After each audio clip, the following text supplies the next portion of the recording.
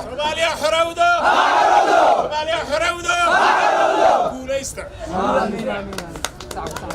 aad iyo aad baan ugu faraxsanahay soo dhaweynta qiimiga leh ee aad magaca Diridhabe ku soo dhaweyseen aniga iyo wafdiga aad ugu soo dhaweyseen aad iyo aad baad ugu mahadsantihiin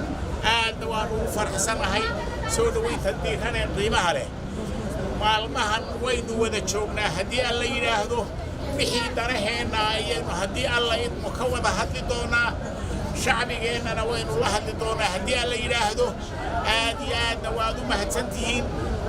haddee aad baan idin salaamaya wax kaloo runtii aan idin idhaahdo hadda garan maayo aad iyo aad baad u mahadsantihiin safar waxoogaa dheer baanu soo maray waddadusa wadda fiican bay ahaydoo dabeecadda iyo dhulka iyo waxaasaanu daawanayno aad iyo aad aan uga helay marka aad iyo aad baad u mahadsantihiin aad iyo aad baad u mahadsantihiin guuleysta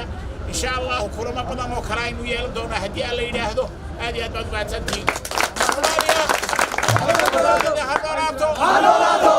Soomaaliya hanolaato guusha ay doonayso ha gaadho midnimadeedu ha adkaato ha israaceen oo guushaa soo hoyeen guuleysta